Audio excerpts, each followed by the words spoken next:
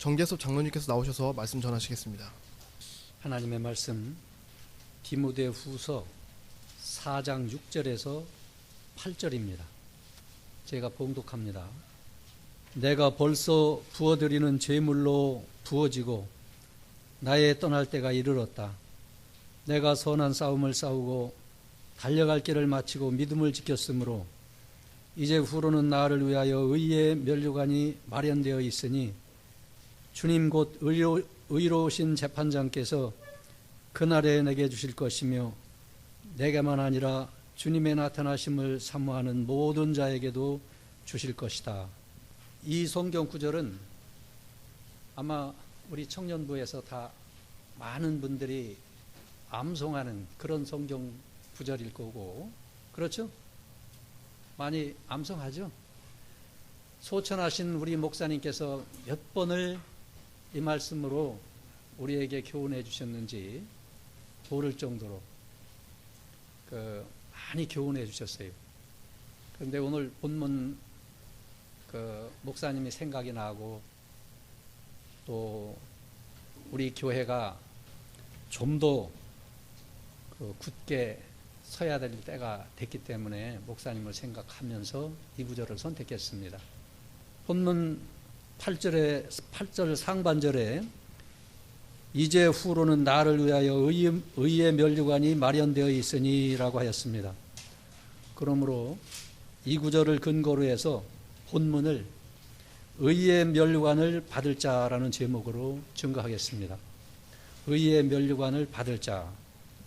면류관은 세상 면류관도 그렇고 오늘 사도 바울이 받은 면류관도 그렇고 그냥 받고 싶다고 해서 받는 거 아니고 그냥 쉽게 받는 게 아니에요. 싸움에 이겨야 되고 경기에 이겨야 됩니다. 그리고 이 면류관은 세상 면류관과 같지 않아요. 세상 면류관은 썩을 면류관이고 잠시 있다 없어질 면류관이고 면류관을 쓴다고 하더라도 다른 사람이 좋아하지 않아요. 또 면류관 쓴 사람 끌어내리려고 해요. 그러나 사도 바울이 쓰는 준비한 마련한 면류관은 모든 사람이 존대하고 존경하는 면류관이에요. 왜 그런지 아세요? 세상 면류관은 싸움을 하는데 혈과 육으로 싸움을 하면서 이긴 면류관이에요. 다른 사람을 잘 뛰는 사람이 있으면 못 뛰게 하고 또 죽이고 권못을 쓰고 이렇게 해서 쓴 면류관이에요. 그런데 사도 바울이 받을 면류관은 지지난 주일날 어떤 자가 큰 자가 된다고 장로님께서 가르치셨는데 어떤 자가 큰 자가 된다고 가르쳤습니까? 섬기는 자, 종된 자, 종살이 한 자, 이 사람이 큰 자가 된다고 했는데 우리가 받을 면류관은 싸우고 죽이고 끌어내리고 해서 받는 면류관, 또 그렇게 해서 임금이 된 그런 사람들이 받는 면류관이 아니고 섬기고 종살이하고. 그런데 섬기고 종살이 하는데 잘해야 돼요. 무조건 섬기고 종살이 한다고 상급받는 거 아닙니다. 마태복음 20장이죠. 거기에 보면은 너희를 섬기고 너희에게 종노릇한 자, 마귀에게 종노릇해서 안 돼요. 하나님의 일을 방해하고 하려고 하는 사람한테 종노릇하면 도와주는 거예요. 마귀 종노릇하는 거예요. 우리가 분별을 잘해야 됩니다. 너희를 섬긴다고 하는 것은 너희들은 지금 누굽니까? 하나님의 말씀을, 이 복음을 전할 사람들이에요. 그러니까 생명의 복음을 전하는데 종노릇하고 도와주고 그런 사람이 큰 자가 되는 겁니다. 자, 그런데 본문에서 그 사도 바울이 받은 이 면류관 상급을 받으려면 어떻게 해야 되느냐 하면, 첫째로 자신을 제물로 드릴 것입니다.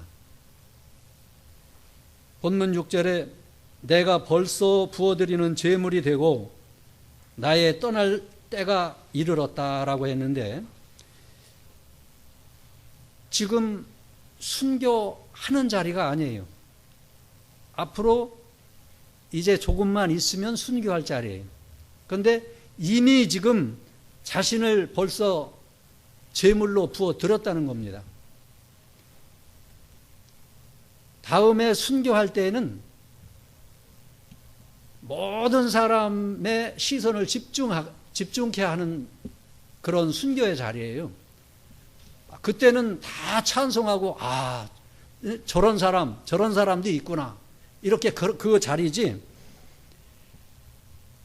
물론 제물을 드리긴 드려도 그때는 아예 상급을 다 준비해 놓고 이렇게 하는 그런 자리예요.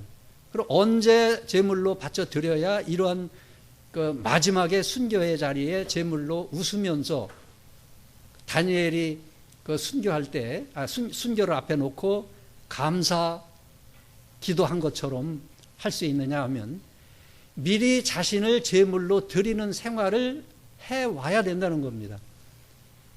여러분들 지금까지 그런 생활을 해 왔어요. 그럼 그런 생활을 오면서 오늘은 내일보다 더, 오늘보다 내일이 더, 또 좀 더 이렇게 자신을 드리는 생활 해야 큰 환난에서 이 영광스러운 순교의 제물이 될 수 있는 겁니다. 아브라함이 그 아들을 모레아산에서 모레아산에서 제물로 바칠 때, 그때는 쉽게 하는 거예요. 그 전에 미리 아들을 제물로 드리는 생활, 하나님께 바치는 생활을 했기 때문에 실제로 모레아산에서 잡아 죽이는 그때는 아주 쉽게 하는 때예요. 그때 제일 어려운 때가 아니에요. 그때는 쉽게 하는 때지.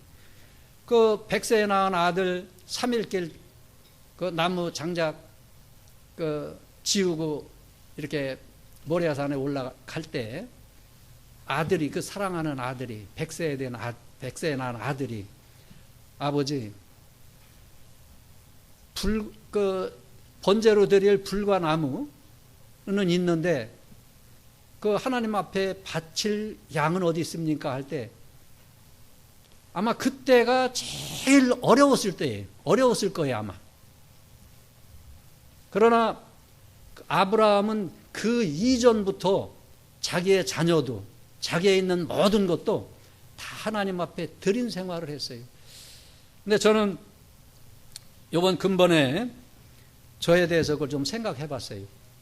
물질이라든지 자녀라든지 내게 있는 모든 거 하나님 앞에 드리고 살았는가? 그렇지 않은 것 같아요. 잘 못 드렸어. 입으로만 장로로서 다른 사람을 권면할 때 그렇게 권면을 했지, 실제로는 드리고 사는 생활을 못 했더라고요. 내게 있는 모든 거 하나님의 것이에요. 오늘 아침에 조 장로님 시편 119편 보라고 하시더라고요. 그 40몇 절이 했었어요. 예. 그런데 거기에 보니까 나는 하나님의 것, 그러면 나를 구원해 주십시오. 여러분들 하나님의 것입니다. 예수의 사람이에요. 그런데 말로만 예수의 사람이고 하나님의 것으로 살지 말고 실제로 하나님 앞에 바쳐 드리는 생활을 해야 이 다음에 순교할 수가 있어요. 그 오종덕 목사님이라고, 이분은 뭐라고 평소에 그 말씀하면서 신앙생활을 했냐면, 주님 나를 위해 죽으셨으니 나도 주를 위해 죽겠노라. 그 한문으로 저는 한문 잘 몰라서 못하는데, 이 말씀을 하신 분이 오종덕 목사님이에요. 주님 나를 위해서 죽으셨으니 나도 주님을 위해 죽겠노라. 순교 당할 때 결심한 게 아니에요. 평소에 이 신앙으로 사는 겁니다. 그 주기철 목사님 모교회가 웅천교회라고 하죠.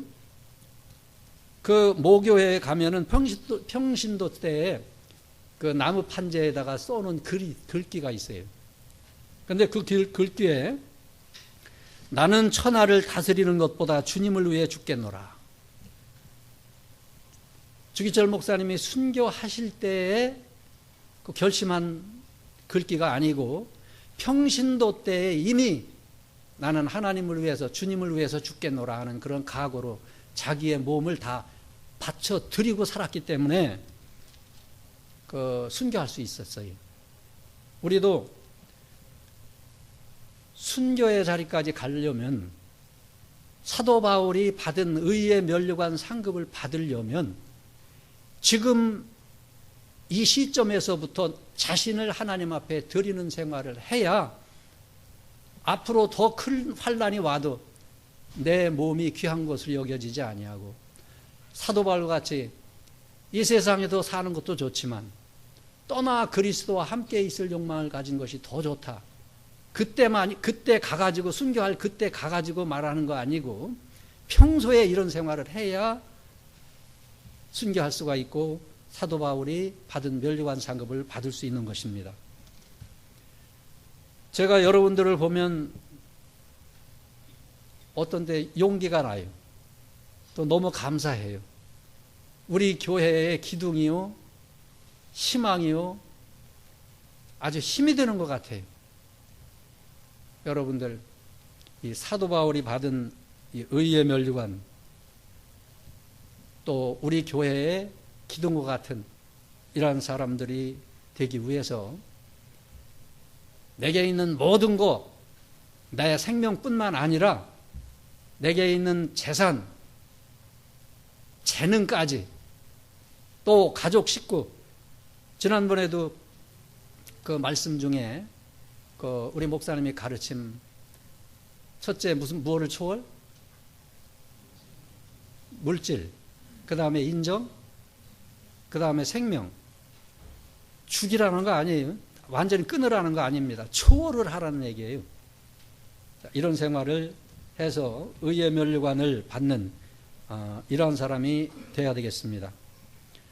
다음 의의 면류관을 받으려면 선한 싸움을 싸울 것입니다. 둘째로 7절 상반절에 내가 선한 싸움을 싸우고 라고 하였습니다. 이 선한 싸움이라는 것은 그 무기가 선이에요. 선으로 싸우는 싸움입니다. 선한 분은 누구 한 분뿐이라고 그랬죠? 하나님 한 분뿐이라고 했어요. 그리고 또 선한 것이 뭐가 있냐면 디모데전서 1장 18절에 바울이 디모데에게 아들 디모데야, 전에 너를 지도한 예언들을 따라 그곳으로 선한 싸움을 싸우고 라고 하였습니다. 그러니까 말씀대로 싸우는 게, 말씀으로 싸우는 싸움이 선한 싸움이에요.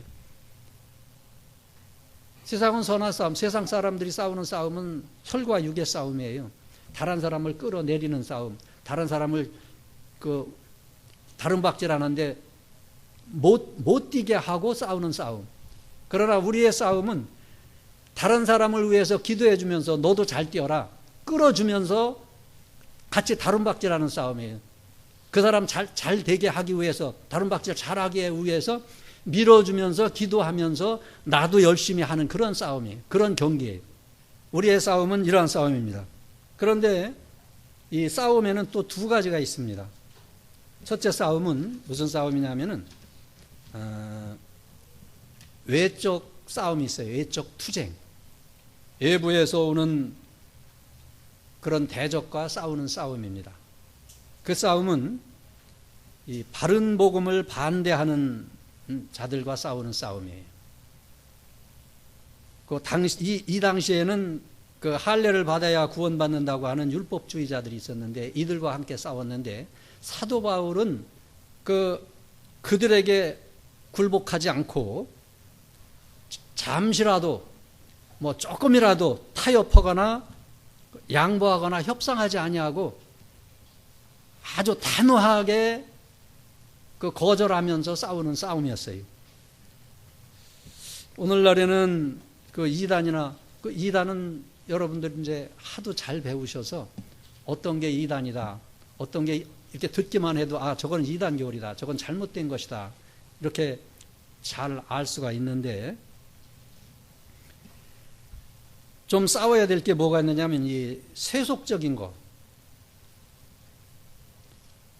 또 종교음악, 이 세속적 종교음악, 복음성가, 세속주의, 향락주의, 요 사람을 좀 즐겁게 하고 좋게 하고 편안하게 하는 이것과 싸워야 할 때일 것 같아요. 그런 이것들과 싸워야 할 때인 것 같습니다.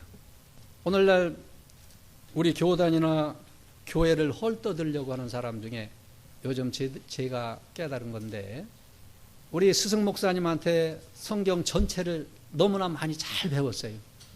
또 조현우 장로님 교리적인 거 성경 원리 원칙 면에서 저는 그렇게 생각해요. 신학교 교수해도 흠잡힐 데 없어요. 그분들하고 견주어서 뭐 못하다 할 수 없는 아주 정말 좋은 장로님이시고 이분한테 배워서 그런 교리라든지 이런 면에서 흠잡을 게 없으니까 이제 어떻게 하든지 거짓으로 이렇게 거짓말해서 교회를 무너뜨리려고 하고 거짓말을 해서 그런 장로님을 끌어내려야 마귀가 수입이 되니까 유익이 될 테니까 그렇게 해서 이 교회를 흔들려고 하는 그런 사람들이 있는 것 같은데 사실은 목사님 계실 때도 그런 적이 있었어요. 우리가 이걸 구별을 잘 해야 돼요. 와, 이게 과연 하나님의 역사냐? 이게 인본주의, 그 마귀의 역사냐? 이것을 우리가 구별을 잘 하지 못하면은 그 싸움을 싸우고서도 마귀에게 수입을 주고 유익을 주는 싸움을 하게 되니까 우리가 이것을 잘 분별해야 됩니다. 우리 목사님께서 이 구절, 사도행전 20장 28절 31절에 있는 말씀을 총회 때 아마 이 구절 말씀을 설교하신 것 같은데 사도 바울이 에베소 장로들에게 마지막으로 권면한 내용의 말씀이죠. 성령께서 너희를 예수님이 피로 사신 하나님의 교를 돌보게 하시려고 감독자로 너희들 세웠는데 사도 바울이 내가 떠난 후에 양떼를 아끼지 않는 사나운 이리들이 들어오고 외부에서도 들어오고 또 너희 중에서도 제자들을 깨워 자기를 따르게 하려고 어그러진 말을 하는 사람들이 일어날 것이다. 목사님께서도 앞을 내다보셨던 것 같아요. 너희들 가운데서도 우리 교회에서도 우리 교단에서도 이런 사람이 나타난다 하는 얘기입니다.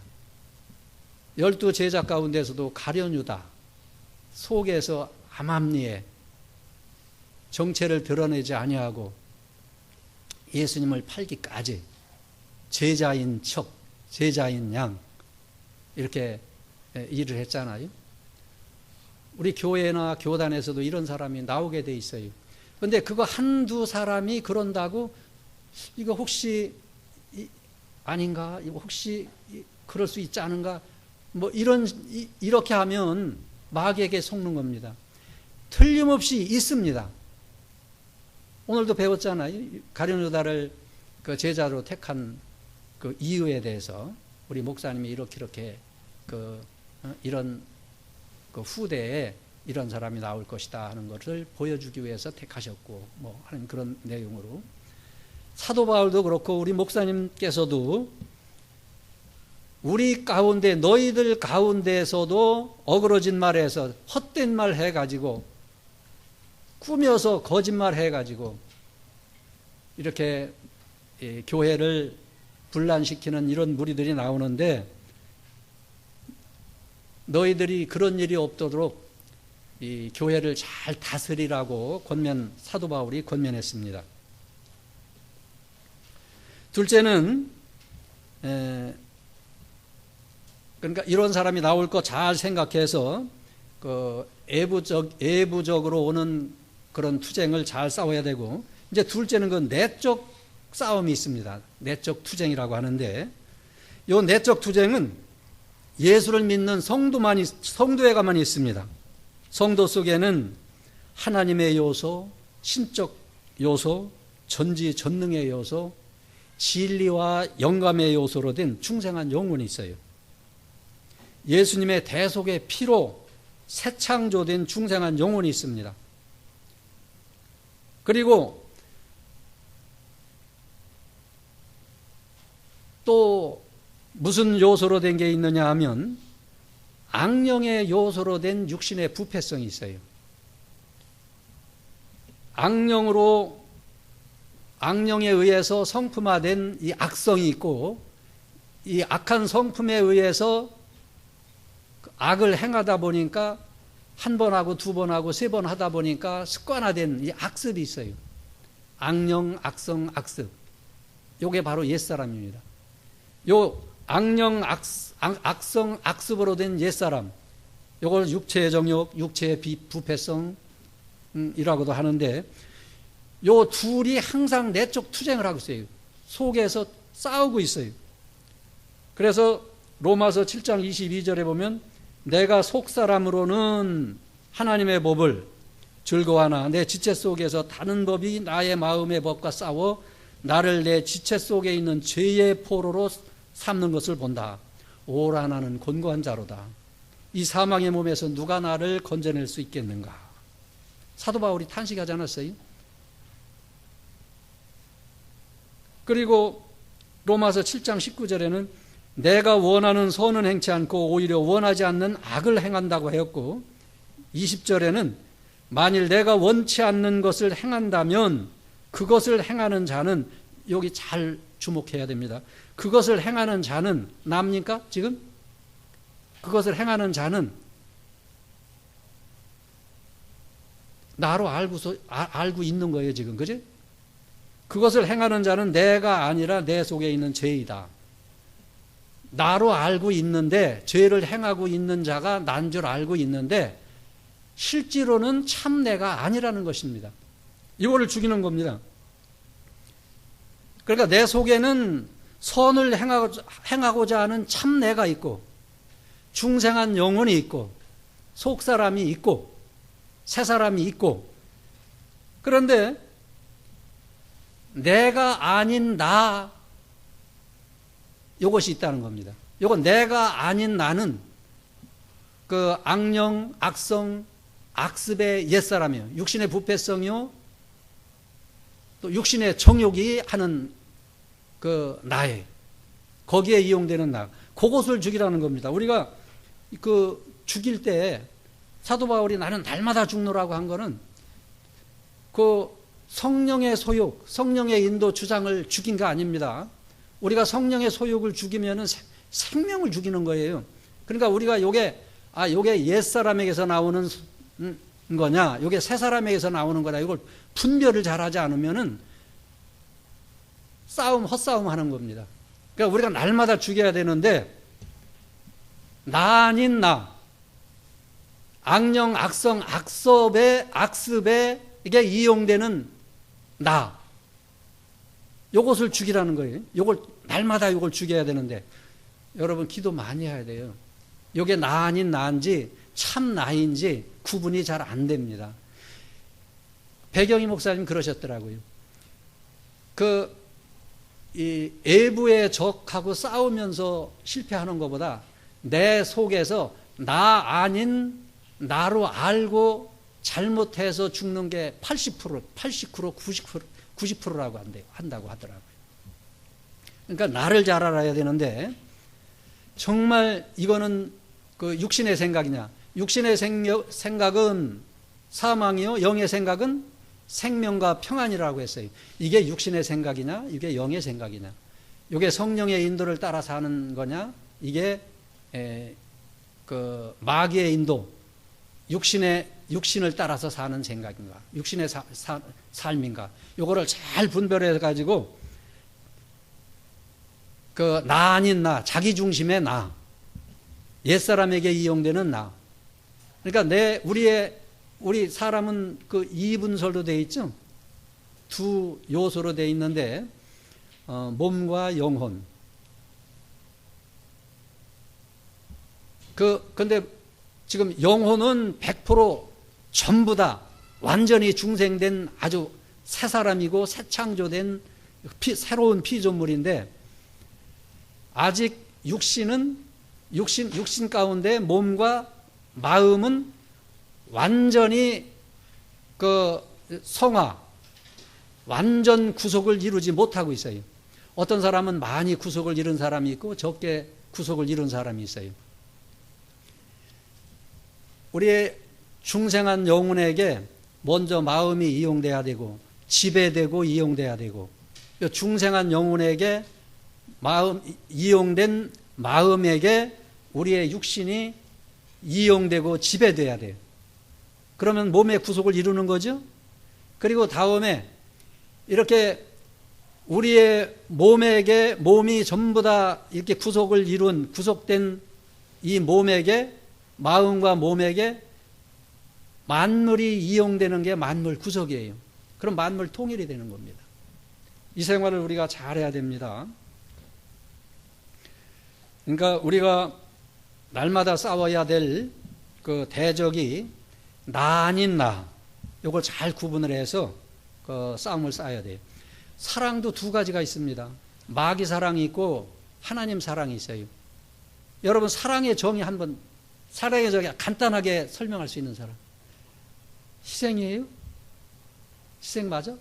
봉사. 고린도전서 13장에 보면은 내가 사람의 마음과 천사의 말을 할지라도 사랑이 없으면 소리나는 구리와 울리는 괭거리가 되고, 내가 믿음이 있다고 하더라도, 예언하는 능이 있다고 하더라도 그거 아무 유익이 없고, 내게 있는 모든 것으로 구제하고 내 몸을 불사르게 내어 줄지라도 사랑이 없으면, 그러면 희생이 사랑입니까? 정의가 될 수 있어요?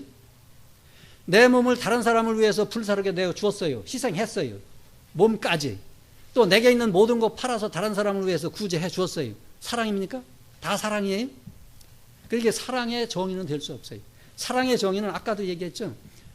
그 종로로 타는 거, 섬기는 거, 어떤 사람에게 해야 된다고요? 생명을 살리는, 복음을 전하는 이 일을 하는 사람에게 종로로 타고 해야 되는 거예요. 사랑도 마찬가지예요. 내게 있는 모든 거 다 내어주고, 내 몸을 불사르게 내어주고, 내게 있는 모든 것으로 구제하고 한다고 해도 사랑이 될 수도 있고 사랑이 안 될 수도 있는 거예요. 다만 영혼을 살리는데, 복음으로 그 영혼을 살리는데 내 몸을 불사르고 내게 있는 모든 것으로 구제했으면 그 사랑이 될 수 있습니다. 그러니까 사랑의 정의는 영혼을 구원하는 행위가 사랑의 행위예요. 내 영혼도 구원을 해야 되고, 다른 타인의 영혼도 구원하는데 내가 희생하고 봉사하고 하는 것이 사랑이지, 무조건 희생하고 봉사한다고 사랑하는 거 아닙니다. 그러니까 우리가 잘 분별을 해야 돼요. 종로로 사는 것도 잘 분별하고, 사랑도 뭐가 사랑인지를 잘 해야 돼요. 우리 교회에 사랑이 없다 해야 되는데, 그런 소리 들을 수 있는 소지가 왜 그러냐 하면은, 아닌 것은 아니다, 죄이고 아니고, 이건 육신의 소욕이다, 이건 성령의 소욕이다 하는 걸 분별하다 보니까 사랑이 없는 것처럼 보이는데, 참 사랑은 영혼을 구원하는데 이용되는 게 사랑이에요. 그러니까 우리 교회가 사랑이 많습니까? 적습니까? 그러면 다른 교회보다 그저 이 사람도 좋아하고 저 사람도 보고 너도 좋고 나도 좋고 놀아리 하면서 사랑의 교제를 하고 뭐하고 한다고, 그거 사랑 아니에요. 사랑이 철철 넘친다고 하는데 그게 사랑이 아닙니다. 우리 날마다 나를 죽이는데 나 아닌 나를 죽이고 이렇게 살아서 사도 바울이 받은 이런 의의 면류관을 받아야 되겠습니다. 그리고 다음에 의의 면류관을 받으려면은 셋째로 달려갈 길을 마쳐야 됩니다. 7절 중반절에 달려갈 길을 마치고라고 했습니다. 달려갈 길은 우리 스승 목사님께서 가르쳐 주신 대로 하나님께로부터 받은 사명, 직책, 책임이 달려갈 길이에요. 사도 바울은 사도행전 20장에 보면 나의 달려갈 길과 주 예수께 받은 사명, 곧 하나님의 은혜의 복음을 증언하는 일을 마치려 하면은 나의 생명, 나의 목숨을 아끼지 않겠다. 조금도 귀한 것으로 여기지 않겠다. 이렇게 얘기를 했어요. 이 사명을 감당하는 거예요. 우리 청년부 여러분, 정말 여러분들 사명이 큽니다. 앞으로 점점 이단, 세속주의, 자기중심 이런 것들이 들어와서 우리 교회를 헐려고 할 거예요. 여러분, 이거 잘 아셔서 우리에게 맡겨주신 이 사명, 이 바른 복음, 구원을 이루어 나가는 것, 중생한 영혼이 자라나는 것. 믿음은 은혜로 받고, 공짜로 받고, 거저 받고, 우리가 힘써 하나님을 힘입어서 우리가 행하는 것이 구원을 이루어지는 거고, 우리의 믿음이 자라나는 거고, 이 자라나는 것도 우리가 잘 생각해야 돼요. 성화하고 또 구원을 이루어 나가고 자라나는 걸 구별을 잘해야 돼요. 나무가 자라나는 거, 사람 어린이가 자라나는 것을 성화라고 하면 돼요, 안 돼요? 자라나는 거, 어느 생명 분명한 완전한 것이 이렇게 커지는 거는 자라나는 거로 봐야 되고, 불완전하고 죄의 요소가 있고 악령의 요소가 있고 하는 것이 신적 요소로 바뀌는 건 이건 성화라고 볼 수 있어요. 그러니까 우리의 몸과 마음과 몸은 중생한 영혼에게 이용된 만큼 성화됐다고 말할 수 있어요. 그러나 몸과 마음이 성화된 만큼 중생한 영혼은 성화되는 게 아니고 자라난다고 해야 돼요.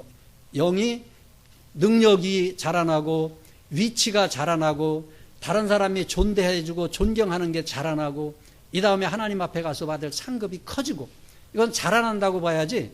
중생한 영혼을 자라난다고 하지 않고 성화된다고 하는 사람들이 누구냐 하면 영혼 속에 육신의 생명, 영의 생명이 갈라놓으니까 영혼 속에 육신의 생명 또 혼이 있고 육신의 부패성이 있다고 하니까 그 영의 생명이 거기에 있는 육신의 생명을 점령하고 또 육신의 부패성을 또 점령하고 이렇게 생각하니까 영혼을 성화라고 얘기를 하는 사람들이 있어요. 그거 잘못된 겁니다. 영혼은 내 영혼이 은총 입어, 영혼 전체가 은총 입었지, 영혼 절반은 은총 입고 절반은 그 혼이고 또 절반은 육신의 생명이고 육신의 부패성이라면 내 영혼이 은총 입어 찬송이 나와요? 내 영혼의 그윽한 깊은 데서, 내 영혼에서 하나님을 찬송하고 그윽히 깊은 그 영혼 속에서 참으로 하나님이 받으시는 찬송이 나오는 겁니다. 그걸 영혼을 발라놓고 거기에 육신의 부패성이 있다고 하면 맞질 않아요. 그렇기 때문에 찬송가 전체로 찬송가도 바꿔야 돼. 그렇게 되면은요, 우리의 영혼은 전체 다 중생된 영혼입니다. 우리가 이것을 잘 알아. 이 진리, 이것을 여러분들이 전해야 되고 보수해야 할 사명이 있어요. 점점 어려워집니다. 무슨 방법으로도 우리 교회, 우리 교단, 우리 목사님이 여러분들에게 가르쳐 주셨던 그 가르침을 헐려고 하는 사람들이 틀림없이 나올 것을 예측하고 우리에게 말씀하셨고, 실제로 지금도 그런 사람이 나와서 다른 거는 못 건드리니까 거짓말을 씌워가지고 이렇게 해서 이러이러한, 이렇게 해서 이런 사람이 가르치고 있으니까 내려와라. 한마디로 조 장로님 내려오면, 제가 내려가면 끝날 줄 알죠? 김창원 목사님 내려오라는 거, 또 김창원 목사님 내려오면 우리 목사님이 가르친 그 가르침 전체를 다 허물려고 하는 마귀의 역사인 줄 여러분 아셔야 돼요. 정말 이때가 중요한 때입니다. 다음에 넷째로 그 의의 멸류관을 받으려면 시간이 좀 없어서 이걸 좀 짧게 해야 되는데, 넷째로 믿음을 지킬 것입니다. 7절 하반절에 믿음을 지켰으니 라고 했습니다. 믿음을 지켰다는 것은 첫째로 그 시대적 현실에서 하나님의 계명을 지키는 것이 믿음 지키는 겁니다. 예를 들면 일제시대에는 하늘에 있는 것이나 아래로 땅에 있는 것이나 땅 아래에 물속에 있는 것에 어떤 형상도 만들지 말고 그것들에게 절하지 말아라 하는, 절하지 말고 섬기지 말아라 하는 이김을 지키는 것이 일제시대의 그 믿음을 지키는 거고, 오늘날 그 해방 후에는 안식일을 지키라고 하는 이 사계명 지키는 것이 시대적 진리, 시대적인 계명을 지키는 거예요. 정말 큰 문제예요. 저 잘 아는 합동적 목적이 교회에서 토요일 날 놀러 가가지고 토요일 날 놀다가 보니까 시간이 가니까 주일까지 놀고 주일날 거기서 예배 드리고, 그 예배입니까? 논 겁니까? 노라리 한 거죠. 노라리 하고 본 교회에서는 휴교했어요. 합동측에서 그렇습니다. 우리가 제가 잘 아는 권사님이 우리 집에 오셔서 하신 말씀이에요. 이런 때입니다. 또 둘째는 이 시대적 현실에서 우리가 계명을 지켜야 되고, 여러분들 우리 각 개인의 삶의 현실에서 하나님의 뜻을 찾아서 한 말씀 한 말씀 순종해 나가는 것이 믿음 지키는 겁니다. 다른 사람의 현실에서 내가 그 말씀대로 사는 게 아니고, 여러분들의 현실에서 요 현실에는 요 말씀으로 지켜야 되겠다. 우리의 현실에서 이 성경 말씀 한 번에 다 지킬 수 없어요. 어떻게 이걸 다 지켜요? 성경 말씀을 그래서 내가 이 현실에 맞는 성경 계명을 찾게 하기 위해서는 여러분 항상 잘 배워야 돼. 성경을 많이 배워서 그 배운 말씀을 항상 묵상하고 이 말씀을 믿고 옳다, 이 말씀대로 살아야 되겠다 결심도 하고 믿고, 그렇게 하면은 하나님께서 이기해 주신다는 그 말씀을 우리가 잘 배우고 묵상하고 하다가 내가 어떤 현실을 만날 때 이 현실에서 내가 이 말씀으로 살아야 되겠다. 이렇게 해서 그 현실에서 하나님의 말씀으로 그 현실을 잡아먹을 때, 이길 때 우리 믿음도 자라나는 거예요. 겨자씨가 밭에 뿌려졌는데, 갖다 심겼는데 누가 갖다 심겼다고 했느냐면 주인이 자기 밭에 겨자씨를 심었어요. 그런데 모든 씨앗, 죽은 씨앗이라든지 죽은 나무라든지 이런 것들은 밭에 들어가면 다 썩게 돼 있어요. 그렇죠? 돌도 오래되면 돌도 거기에 분해돼 가지고 가루가 되더라고요. 나무 다 썩어요. 자, 이 밭은 세상이에요. 씨는 우리 믿는 사람이고, 우리 믿는 사람이 어디에서 클 수 있어요? 겨자씨만큼? 이 밭에서 커요. 이 밭은 세상이고, 그리고 거기 주인은 하나님이에요.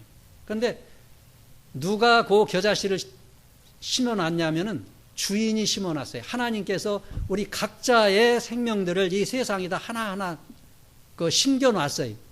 그런데 그 심겨놓은 그 밭에서 요 겨자씨가 자라나야 되는데, 자라나려면은 무엇을 먹고 자라죠?